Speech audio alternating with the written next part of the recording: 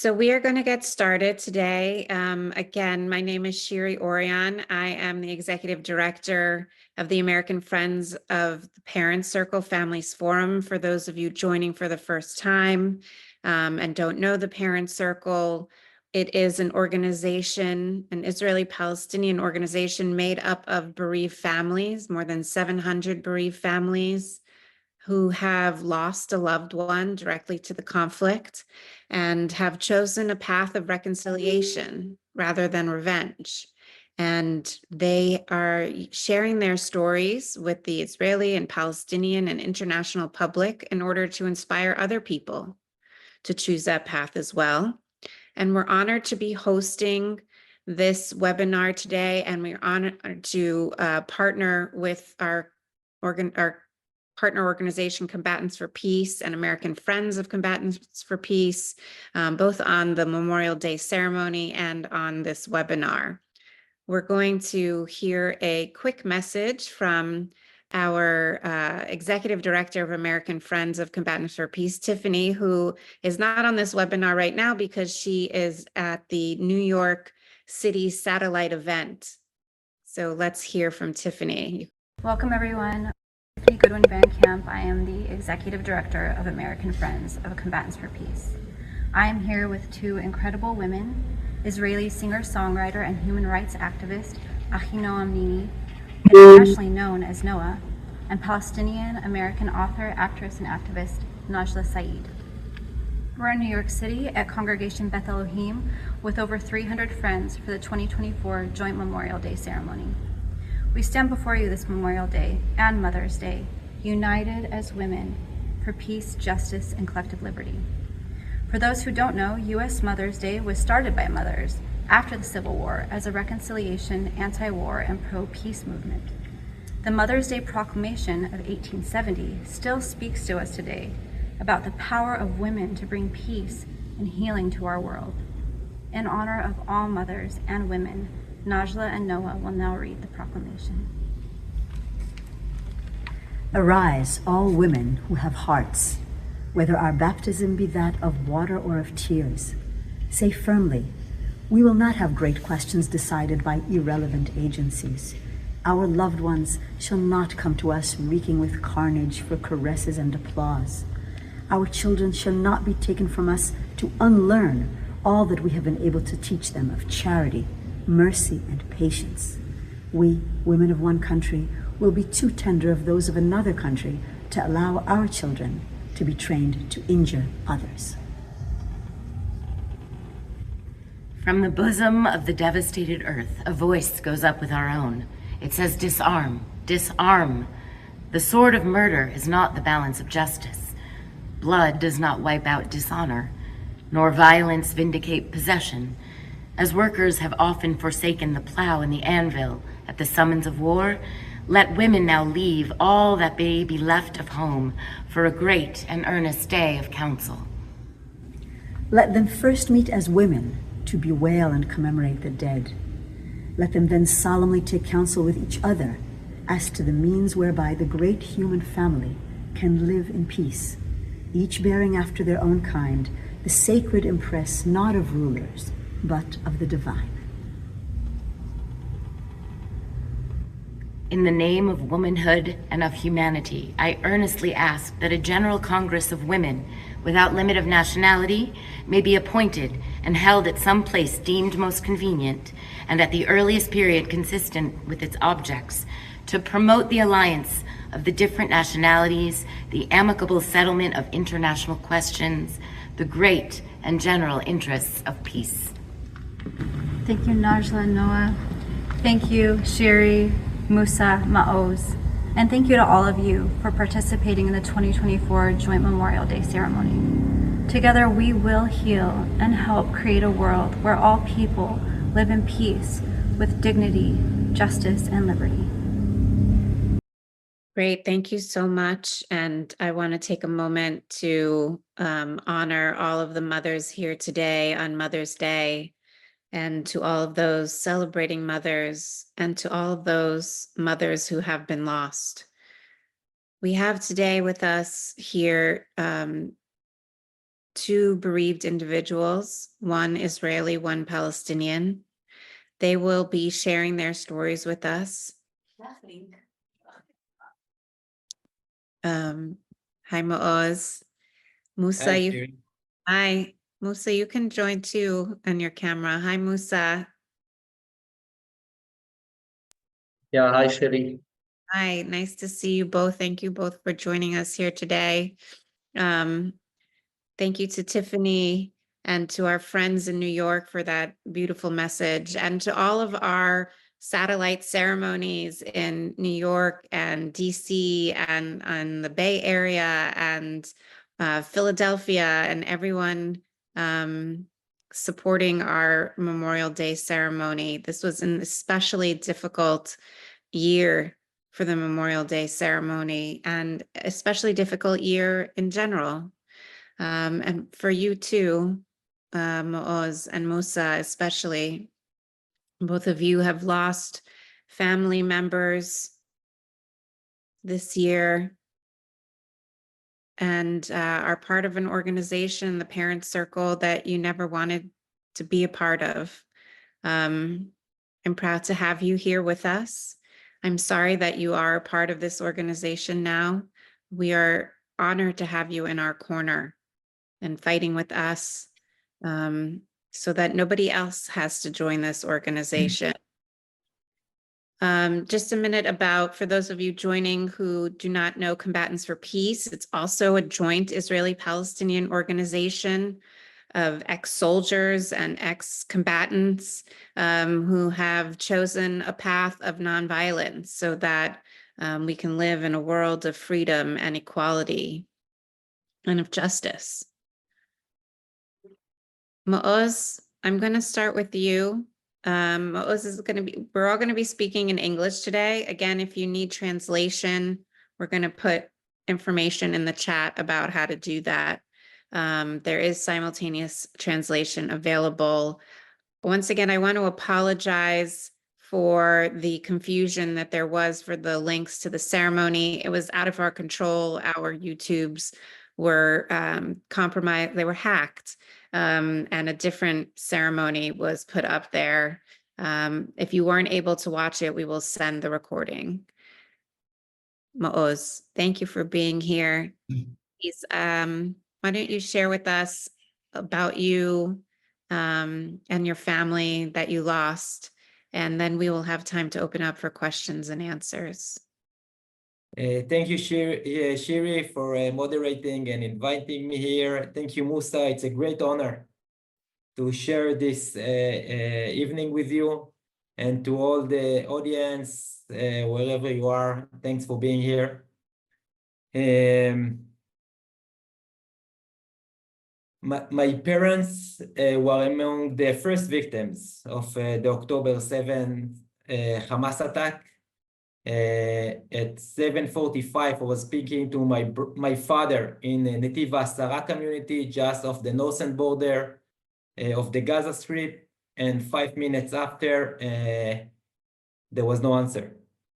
We tried to reach their neighbors, of course, my mom and him again and again and again, wishing it's a cellular breakdown or no electricity.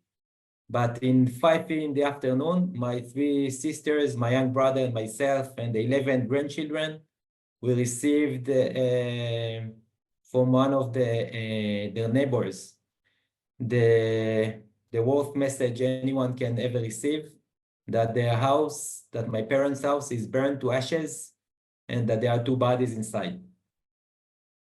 We started the first Shiva of the war early Sunday morning. And on Monday night, I had a dream. I was crying all day and all night, and my entire body was in pain. And through my dream, I was crying, and I could see all of us crying. The entire humanity was crying with me, and I was crying with humanity.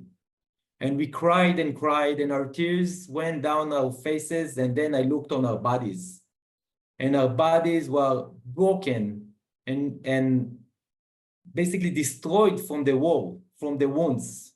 It was an horrible thing to see. And I was seeing it in my dream. And I was see us all keep going with crying and crying more and more. And our tears went down our bodies, and our tears washed our bodies and our wounds. And our tears cured our bodies. It was like in an emotion movie, our animation movie. Our bodies became cured and whole again. And it was beautiful to see how from a broken and devastated bloody bodies, we were whole again. And then we were kept crying and crying, and our tears washed our bodies and went down the ground. It was the first time in my dream that I looked on the ground, and the ground was soaked with blood. It was, again, something really difficult to see. Everything was blood and red. I could not see the soil. I could not see anything. And then our tears kept on going down our bodies and from our eyes, and our tears washed the ground and washed and pured the soil and the land. And then the land was beautiful, shining and brilliant. And on this amazing ground, I could see the path to peace. 2 nights after, again, I had a dream. My entire body was in pain, and I was crying through the night. And through my tears, I could see a star. And the star talked to me. And the star told me, I am the star of peace, and you should follow me. And I've decided to follow the star of peace and to walk on the path to peace, knowing this will be the only way to cure myself and make my body whole again.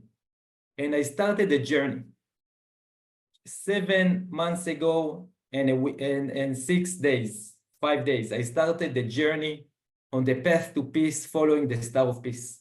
And on my journey, I met many Palestinians from the West Bank, from Gaza, from Israel. I met many Israelis, many Jewish and Palestinian in the diaspora. And I learned 3 fundamental lessons that I would love to share with you. And also during this journey, I was interviewed maybe 1,000 times, at least 1,000 times, including opening the TED convention in Vancouver a few weeks ago, and all the big TV channels and newspapers and radio station and many podcasts and webinars. And at the beginning, in October and November, I would start was saying nothing can prepare you to lose both your parents and so many of your childhood friends, their parents, their children. Many of them will be kidnapped to Gaza. Nothing can prepare you.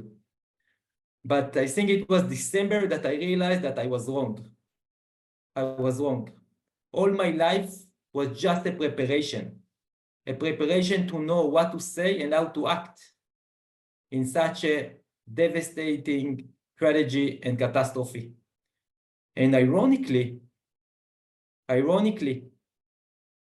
it was my parents, it was my father and mother who prepared me to the day they will be killed. My father was a farmer, and it's very difficult to be a farmer. No, everywhere in the world it's difficult, and definitely in the Israeli Negev, it's very difficult to be a farmer. And I remember it like it was yesterday, the entire family sitting over dinner, and my father telling us about the floods or the drought or the insects that were damaging the fields. But he will always tell us, next year, I'm going to sow again. Next year, I'm going to sow again wheat in the fields, because next year is going to be a better year. I will get the best seeds, and while I will fertile the land, I will do everything just right, and I will let nature do its part.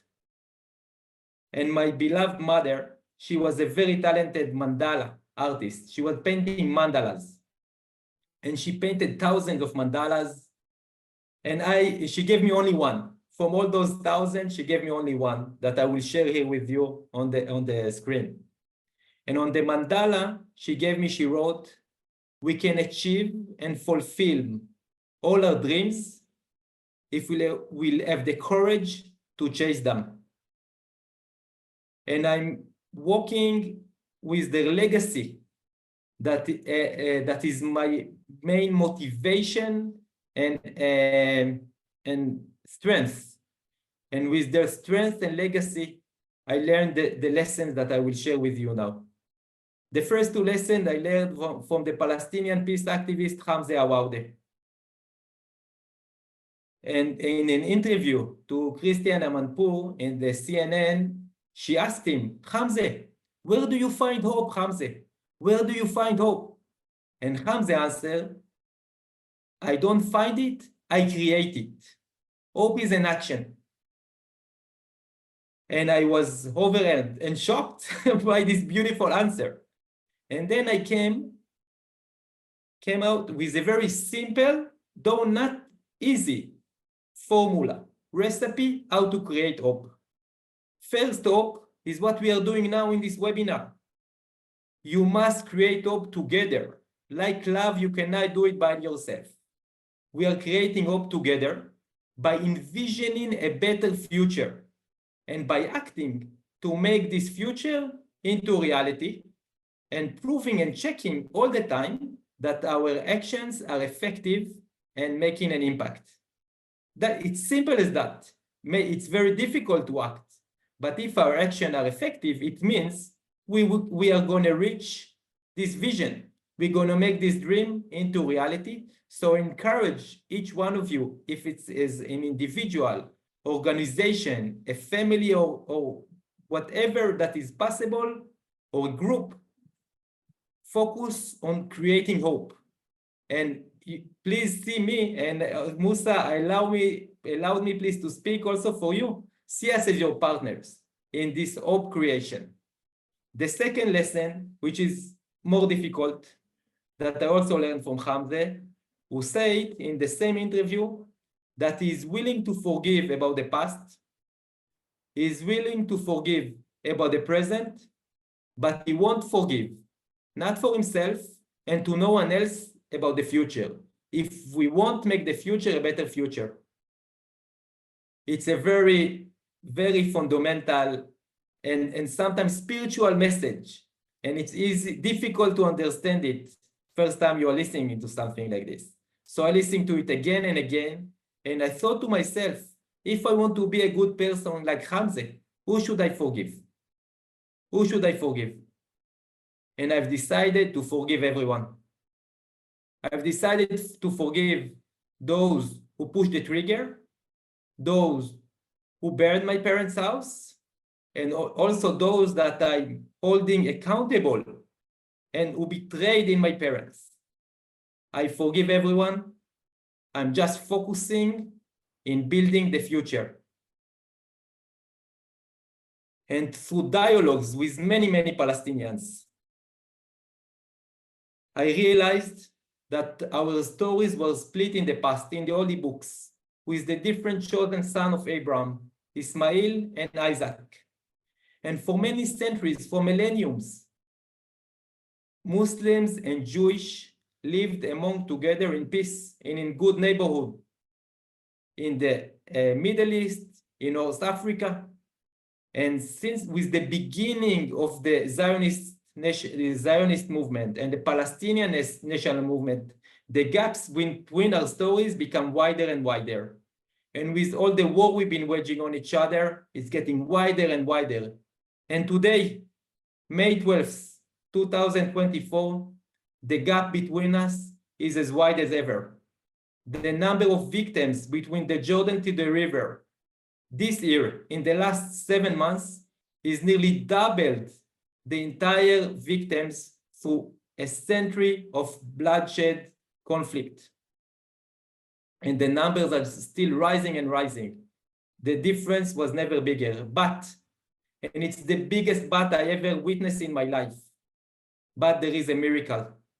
Palestinians and Israelis, Jews and Arabs are meeting in the future. We meet in the future that is based on equality and dignity, shared acknowledgement and recognition, reconciliation and healing, and of course, security and safety to all people. So I encourage everyone here, let's focus on the future. Yes, we need to remember and acknowledge and recognize each other, suffering and sorrow and pain. But the future has all the answers. The future is where we need to take our people, because the future, and I've seen it, I've seen the star of peace, I've seen the path to peace. The future is beautiful. Thank you. Thank you, Maoz. Thank you for following that star and for taking us all along with you and for envisioning you and Musa and all of the other Israelis and Palestinians that we've had the honor of knowing through Combatants for Peace and the Parent Circle Families Forum are showing us what the future can look like, that there is a possibility, there is an alternative to what we are seeing on the ground today. It does not have to be a picture of violence and death and loss. There is another way. Thank you for showing us that, Maoz. Musa,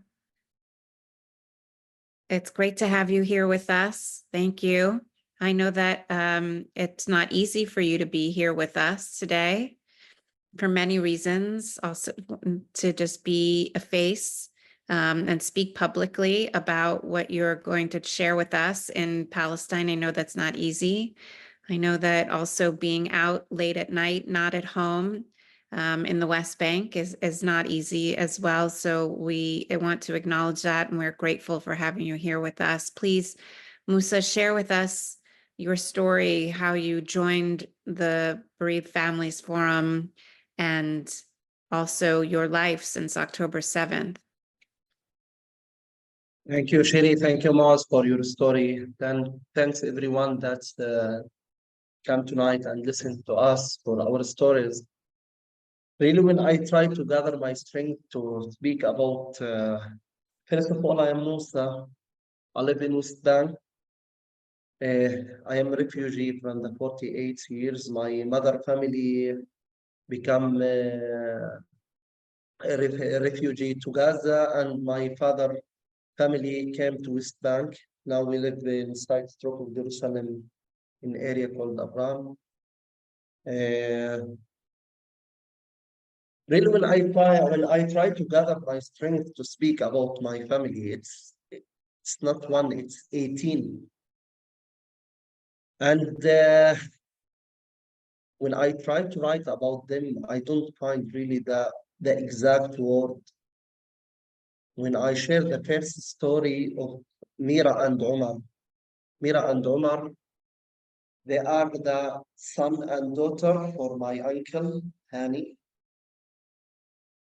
He is a doctor. He works in a Shifa hospital.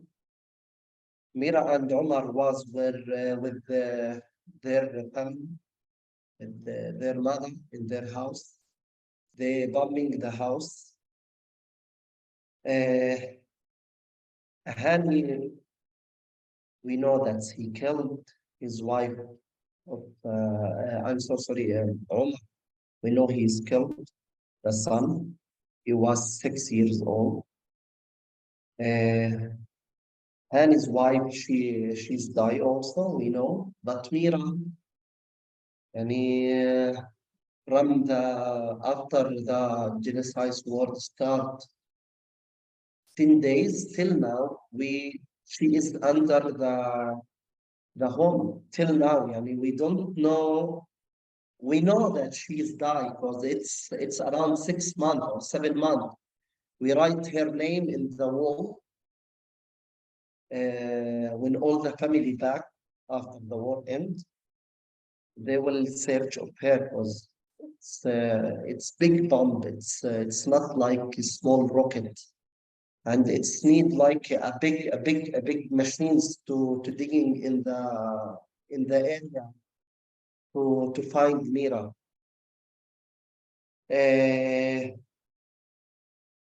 This is the fight. And there is another one, his name is Muhammad, he is my cousin also. They bumped his ambulance, was the driver. I think everyone know the 5th day of the war, they bumping an ambulance in Rafah. and they killed everyone. And inside the ambulance, there is an injured man and dead man, and he died twice. Really, I can't imagine how someone he can die twice. And there is also another cousin for me. He going from a camp and Sirat. It's like long distance to bring bread from the bakery. The bakery was in a mall in Ansirat. And when he going to this market, they bomb the market, they bomb the mall, and he died. And his family do not know about him just after 2 months. They know that he died. Also, I will speak about Kinsey. Kinsey, she is 1 year's half with her mother. She is going to a house for the professor, Nasser Abu Nur. He's a professor of nursing. They just destroyed his house. Kinsey and her mother was there. Kinsey, she is the daughter of my cousin. And thank God that he is alive now. Yeah. But when he speak with me and they try to describe Kinsey, I just cry. I can't do anything for that. I can just pray and ask the people to try their effort to just stop this genocide war in Gaza. Yeah, well, 6 or 7 from my cousin, my father. He is also teacher. He's teaching Arabic. Was in Al-Burak school. It's the school. The Israeli soldier, they decided that this is a safe place, Al-Burak. They go to Al-Burak, and after they go 1 month, they just bomb the hospital, the school, and they die there. Everyone is dying. Now the family of my cousin, the cousin of my father, now they are not in the civilian box now. They deleted all the people from the civilian box. This is the story of the 18 people that I have. For me, I came here because I don't want to speak about the 18. I want to speak about the 52 people that still in Gaza, still under everything there. Just before 4 days or 5 days, they speak with me. They want to evacuate from Rafah to another area. And I don't want to tell you when I listening to the bombing, they speak with me in the telephone in Rafah. In Rafah, there is connection, but in the other area, there is no connection. I don't know anything about them till now. Till now, they speak with me just one time. They tell me, Musa, we arrived Liberate camp now. But when I speak with them, the bombing is, as you do, there is listening for something, but the thing there in Gaza, it's something difficult, something different. I can't imagine really.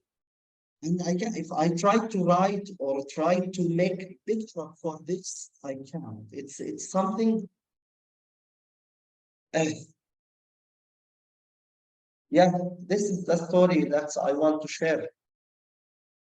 This is the 52 people from my family, mother, that they are now in Gaza. And they want everyone to listen to their story. They are now there. They want to become game here and to do a webinar for a new. Really, I don't want to do that. I hear you, Musa, and I want to thank you for sharing about the 18 people that you've lost. especially the children. The focus of the joint Memorial Day ceremony this year was on children, because children were just born into this terrible situation, and they're the most innocent of victims. And thank you for also reminding us of those that are left behind, the ones that are still here, and the incredible responsibility that we have for those that have been left behind, for that future, for their safety, so that we will not be mourning any more people next Memorial Day.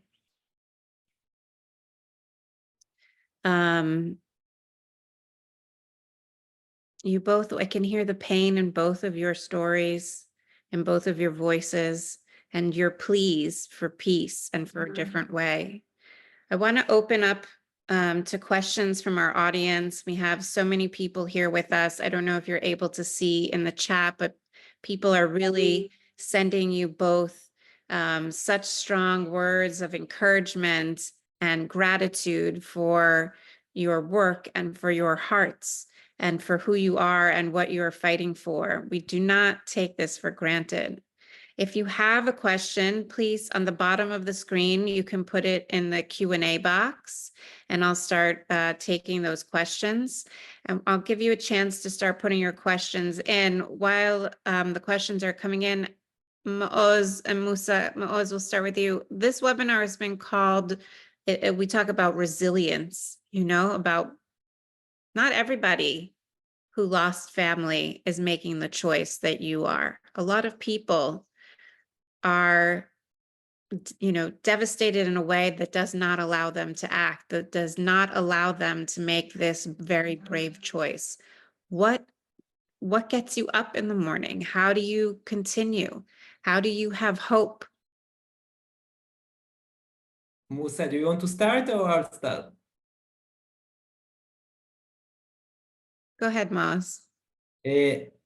Again, it's exactly the legacy of my parents. My father, who taught me, and he basically programmed into my body that the future is going to be a better future. And I've been going through a spiritual transformation in the last 7 months.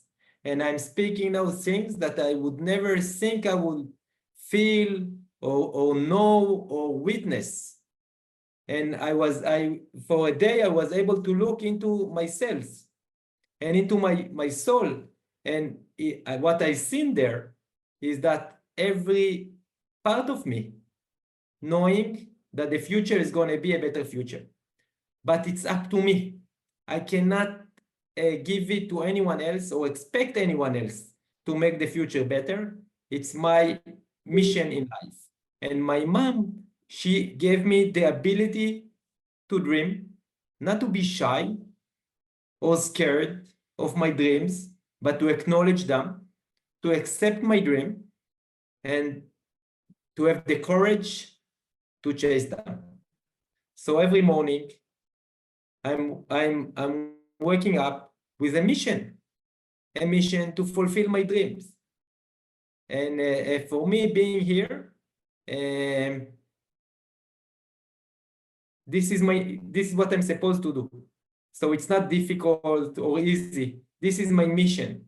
And in the recent years, for more than 20 years, or nearly 20 years, I've been involved in building a shared society between Jews and Arabs, mostly within Israel, mostly through tourism and shared society initiatives. And for few years now, I've been preaching and encouraging everyone to know the other side narrative. Because without knowing the other side narrative, the sorrow, the pain, the challenges, but also dreams and aspiration, then it's very easy to dehumanize the other, to fear from the other, and just see him as a group, one group, and it's very difficult, very easy to type this group as an enemy. But Musa and I are not enemies. And the people in Gaza and me, we are not enemies. We were hijacked, if what I'm explaining myself, and I encourage maybe you to take this explanation. We were hijacked by the extremists, and war is the biggest disease within humanity. And our mission is to prevent the war and to cure the dehumanization. In curing dehumanization is exactly what the family circle and Combatant for Peace are doing now, doing for so many years. And we all should be thankful for your knowledge, for your efforts, and for what you are doing day after day, you know, for decades. And so you've been already paving the path we should all walk on. And there are many, and there are so many, and even more than ever, grassroots initiatives, Israelis and Palestinians, Jews and Arabs, with the support from with support an international community that already choose the path to peace. So we need to scale our action. We need to motivate those who need motivation, and we need to lead our people, to the promised land, to peace. Thank you, Maoz. Musa, how do you do it? What gives you hope? How do you get up every day and make this choice? Not just me. I mean, they come looking for their children. Musa, They once think, we couldn't hear you. Yeah, if you sit like that, it's good. We can hear you. But when you okay, go backwards, we can't hear you. just 1 minute.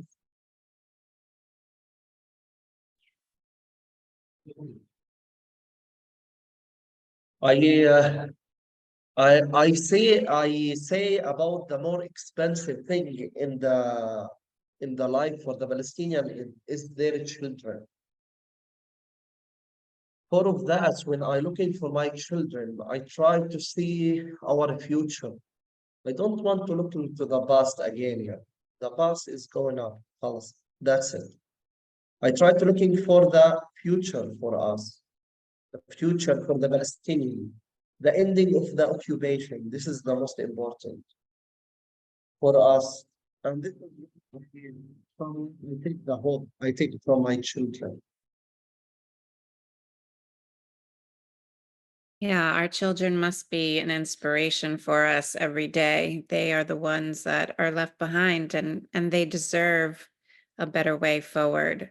You know, at the end of the ceremony, the two hosts asked us to imagine, right? To close our eyes and imagine for a minute the day after the war, when there's peace. Imagine what people are thinking about. Imagine what people are talking about. Imagine what the streets look like.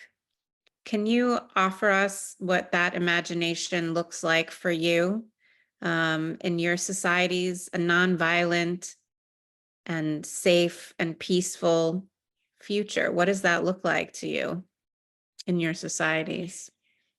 In the best scenario, it's going to be exactly like the relationship between Germany and France nowadays. During the 20th century, they killed millions among each other. Millions and millions of French and German killed each other. And at the end of the 1945, no one would imagine, no one can dream that they will share the same currency. There will be no borders, no checkpoints, that they will vote next month for the same parliament, the EU parliament. They will use the same passport. No one could imagine it. This is the best scenario I see, and it's achievable scenario. If France and Germany were able to achieve it, we can too. But we need support. Like Europe was supported by the US and the Marshall Plan, we are calling for international intervention and support to send us reconciliation and shared future aid, and not military aid. At least to match the military aid with grassroots and reconciliation support. Because if we'll be receiving only tools of destruction, the outcome will be war. And we want to end the war. We want to end the occupation. We want to bring equality and dignity and security and safety to all those who live between the river and the sea. Musa, do you want to add to that? When you imagine a future that you're dreaming of for your children, what does it look like? Oh, you're on mute, Habibi. You're on mute. Okay, I want to tell you that the future for us, the Palestinian, is very easy. Really, it's very, very easy. Just to end the occupation. After the end of the occupation, everything will be easy. The Palestinian is very kind people. And they are very clever people. And they do what you can imagine, a beautiful thing, they do. Just because they putting in a box of occupation box, that's what you find. And look, I want to tell you something also. It's not logical if you put people in occupation for 16 or 17 years or in 75 years, and you just have the result, that the result will be like a rose or something. It's not logical. Really, it's not logical. Because of that, this occupation must be in, not the conflict. It's not conflict. The Palestinian and Israeli, there is no conflict between them. It's occupation. I hear you, Musa. I've also met very many clever and kind Palestinian people, and no one deserves to be living under occupation. No one. People are wondering in the Q&A about how your societies, how your community, your family, your friends, when they hear that your families were killed by the other side, and now you're working together with the other side, and you're working for peace, and you don't want to see any on the, you don't want revenge, you don't want retaliation in your family member's name. How does your society accept that or not accept that? And how do you deal with that? Some people refuse this relation, and some people agree. Some people understand that we work to end this occupation, to be a future for everyone. Some people, they refuse. Just they say there is a lot of matter from the Palestinian side, why we become like making peace between each other. Everyone have his And that's what it. do you say to the people who disagree with you? What do you say? I try to explain for them. Some of people come with me to join one of activity for peace, because I'm a peacemaker with a lot of organization, not just the bereaved family, and they change their mind. I just joined the peace organization just before 2 years half. Before 2 years half, I was a violence one. And in the past, when I see a soldier, when I see military, I see something, I become very, very violent. Then I thinking why I do that. Why, when I look into my children, see now it's the time for work, not just for me, for my children. I don't want my children to see the occupation, because this is the only way to end occupation. Thank you, Musa. Maoz? Even though first there are more and more supporters in who choose nowadays reconciliation and peace. we're gonna do the biggest peace event, maybe in the last 20 decades, on the first week on July in Menorah Stadium. It's the biggest indoor arena in Tel Aviv. So we're gonna do a huge peace event in Tel Aviv early July, and we're gonna brand it and call it, we are starting the peace process. It's about time. We are not waiting for anyone. Peace process is gonna start on July 1st in Tel Aviv. And there is a huge excitement from individual and many organizations regarding the producing of this event. And even those who say, we don't agree with you, we do think the war, we can justify the war, or we can justify something else, but they all agree that peace is the only solution, that eventually we must achieve peace. So, and we need to build and show them the path, to show them the star of peace, and to encourage them to join us in our efforts to achieve peace. And I'm again, as I say, the gap between us and the news that are keep coming are devastating and so hard and difficult. But even this is why it's more important than ever to create hope.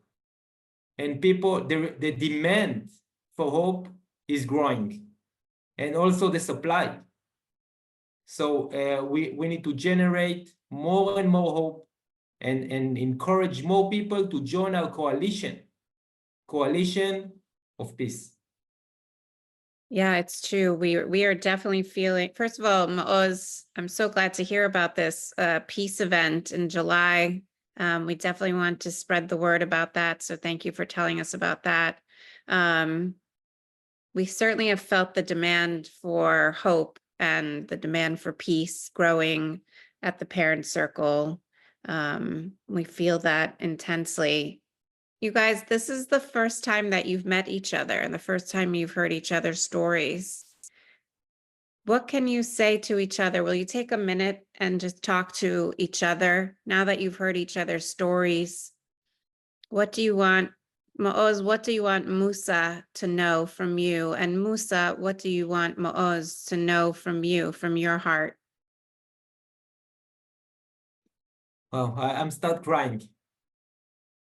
Because Musa, we are brothers in pain, in agony, and in sorrow.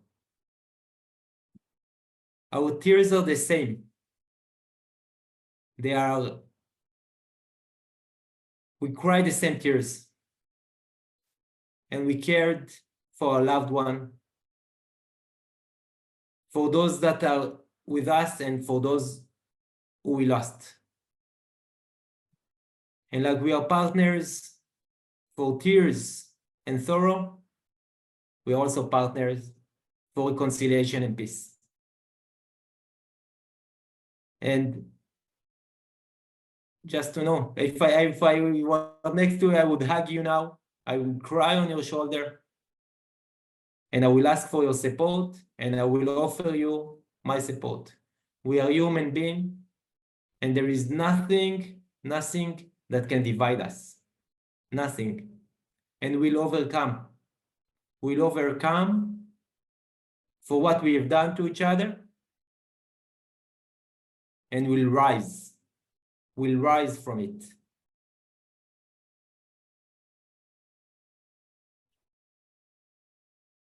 Thank you, Maoz. Musa, what would you like Maoz to know from you? What would you like to say to him? I want him to know that Musa, come close. I want him to know that there is families still there, and I hope you and your partner, your brothers, everyone, do their effort, to do their strength to stop this war, because there is hope. I don't think violence just brings violence. Just bring violence. Violence do not bring in peace. Violence do not bring in security. Nothing. Just the peace bringing peace. And this is the time, yani, the time is our enemy. Now we have in our hand the solution to stop this war by pressure and ending this war, pressure in this government, in this tri-government. Yeah, and I'm so sorry for your loss, yani. That's Thank you both. Thank you to everybody who's been here with us today. Thank you for joining us at the Memorial Day ceremony and for this conversation. Thank you to Musa and Maoz for your bravery and your courage and your strength. We are all inspired by it. We are also very sorry for your losses. We hope that these are the last people that need to lose their lives in vain. There is no reason for it. There's no justification for it. And we are with you. We all support you. There have been, at some point, almost 500 people on this webinar. Many more have registered. All of them are with you in heart and spirit. And we are grateful for all of you here today. There are some links in the chat for everybody if you want to ask more questions, if you want to share your thoughts and comments with us. There's more information also about how to support the Memorial Day ceremony. There is a crowdfunding link. Thank you all for being here, and thank you to the mothers also, especially for being here with us today. Bye, take care. Thank you a lot, Sherry. Thank you, Moss. Thank you, Musa. I hope we'll hug soon. And I hope I hope to good give news. everyone this rose, not to put it in the grave of someone. Yeah. I want to take this rose to everyone, not to put it in a grave one day. That's what I hope. Yeah. We hope Yeah. that. Thank you, Musa. Be safe. Get home safely. Maoz, I good hope. night. Yeah. Say hi to everyone. Let us know, Musa, let us know that you get home safely. It's 11, and from Bethlehem to Ramallah, and usually it's take 1 hour, but now it will take 4 hours because of the road and everything in the road. Yeah. This is what this is the occupation, what the people asking about. When you come to your home after 4 hours, not 1 hours, due to the security issue in West Bank, it's mean the occupation. Because a lot of people is asking about the occupation, what it's mean, ending Yeah. the occupation. That's just one example of what the occupation is, that it's going to take Musa 4 hours to get home, and we hope safely. And also I invite them to try the occupation here. And try to explain for everyone what it's mean, because I cannot explain for them. I try to explain about the water, about the refugee camp that we have, about the electricity that it's controlling from the other, about the checkpoints, about the internal checkpoints, about the new door iron. I can't explain for them that. I invite them to just to be one day in this occupation, and they try not to stay. We don't want to end the occupation because of the security issue that we have here. Thank you, Sherry. Thank everyone to listening to us. Thank you. Good night. Bye. Good night. Bye. Bye.